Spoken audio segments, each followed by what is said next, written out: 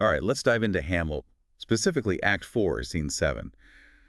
This is where things get really interesting, wouldn't you say? Absolutely. The tension's been building, hasn't it? We've got Hamlet suspicious of Claudius, grieving his father, and of course that whole play within a play. Right, so much going on. And if you've got a test coming up on this, well, you're in the right place. We're going to break down the scene, hit those key points. The ones your teacher will likely ask about, for sure. So we open with Claudius, Yeah. right? Now king, but in a pretty tricky situation. You could say that. Dealing with the aftermath of Polonius's death, trying to appease Laertes, who's, well, understandably furious. Yeah, I can imagine. Claudius is definitely trying to manipulate Laertes, shift the blame to Hamlet. Oh, absolutely, but he's not being obvious about it. He's much more subtle, playing on Laertes' grief and anger. Nudging him in the right direction. But why not just go after Hamlet directly? Well, that's where Claudius's cleverness shows. He knows the public loves Hamlet, and Gertrude, she's deeply attached to her son. He even says, and I'm paraphrasing here, that people would twist even Hamlet's flaws into virtues. Yeah, like they'd see good in everything he does. Exactly. So he's stuck. Can't risk making the public or Gertrude angry by openly attacking Hamlet. You got it. So underhanded tactics it is, which honestly makes him seem even more villainous. For sure. Now, imagine you're in class, your teacher asks, why doesn't Claudius just act against Hamlet himself? Boom! You can bring up the scene, talk about manipulation, the constraints Claudius is facing. Joe, you're thinking critically. That's a great tip. Now, let's talk about that letter from Hamlet. Talk about a twist. It throws a wrench in Claudius's plans, doesn't it? For sure. And the language, so interesting. Hamlet writes, high and mighty you shall know I am set naked on your kingdom. That word naked, what do you make of it? It's powerful, isn't it? Vulnerable, exposed, no pretense. Is he being sincere, or is this like a calculated move? Ooh, good question. That's one your teacher might throw at you, and there's no easy answer. Maybe Hamlet's genuinely feeling stripped bare emotionally after everything. Or, could be a tactic, make Claudius underestimate him. Keeps us guessing.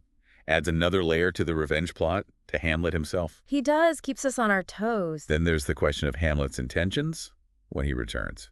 He says he'll beg to see the kingly eyes. What's he planning? Revenge. Making up. Something else entirely. It's a total cliffhanger. And of course, Claudius, always the opportunist, Victor misses a chance. sees a way to use this to his advantage. This is where we see how ruthless he can be. He takes Laertes' desire for revenge and concocts this elaborate plan. A staged fencing match, a poisoned sword. Wow, really going all out. Oh, and a poison drink, just in case. Wow, he really has thought of everything. He has, and this is important stuff. Your teacher might ask about Claudius, about deception, manipulation in this scene. Highlighting those details shows you really get the play. It does, so pay attention to those specifics. So we've got deception, revenge, it's all getting tangled up. But what about Laertes? Is he fully on board with this plan? Good question. Shakespeare wants us to think about that. On one hand, he's consumed by grief, wants revenge for his father. But on the other hand, There's a bit of uneasiness there. He's not totally comfortable with how underhanded this all is. had some complexity to his character. Definitely. So another possible essay question How much is Laertes a willing participant? makes you think about his motives, what he says. And ultimately, decide if he's complicit or a victim of Claudius's manipulation himself. Okay, let's take a quick break, and when we come back, we'll get into Ophelia's death. A truly heartbreaking turn in the play. This is where the scene takes a really dark turn. Gertrude comes in with the news of Ophelia's death, and the way she describes it, it's just heartbreaking. Yeah, it's powerful, so vivid. And the symbolism, too, right? Like those flowers Ophelia had. Crowflowers, nettles, daisies, and long purples. What were those again?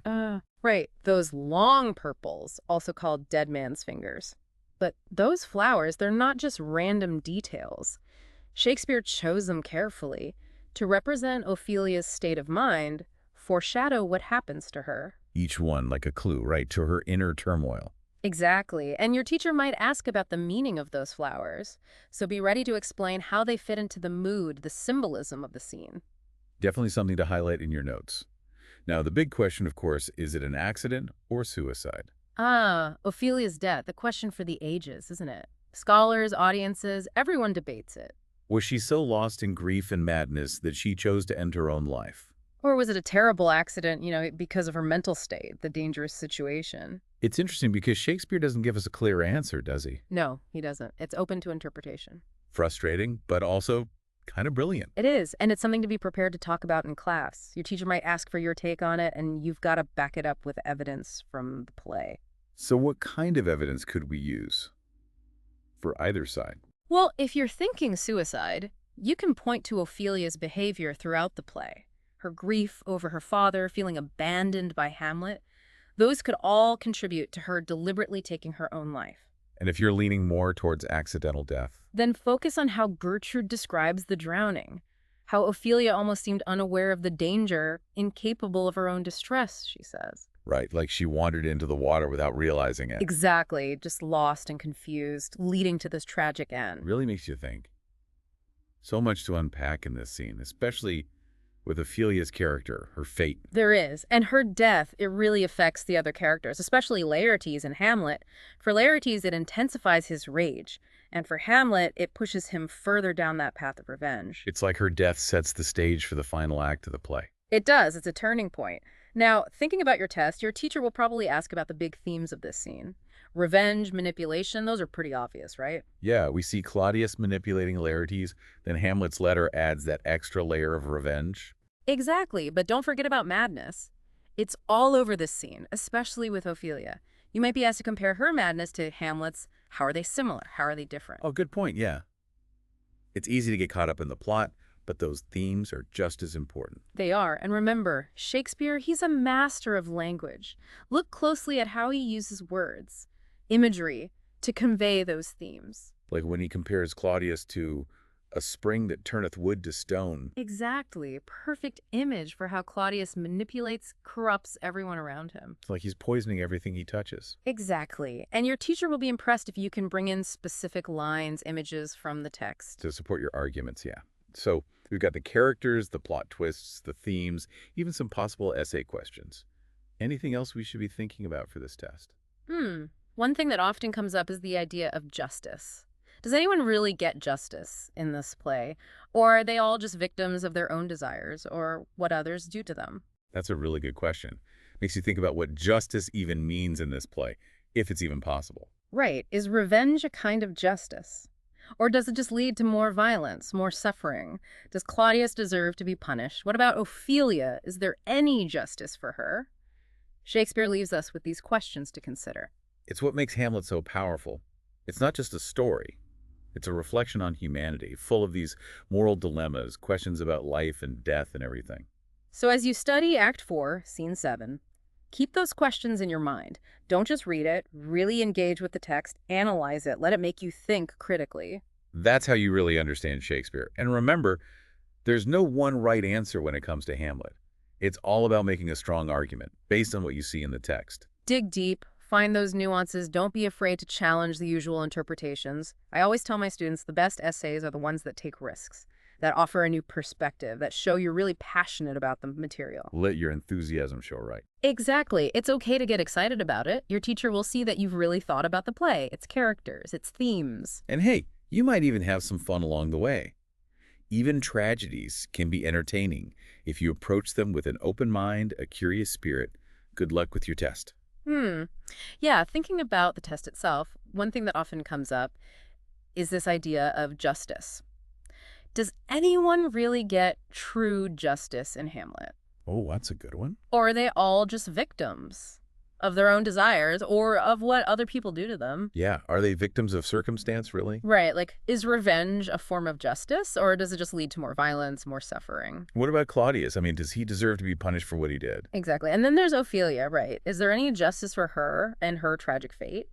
Shakespeare, he leaves us with all these questions to think about. It's what makes Hamlet so thought-provoking, so timeless. It really is. It's more than just a story, isn't it? It's about humanity, about those big moral questions, life and death, all of it. So as you're studying Act 4, Scene 7, keep those questions in mind.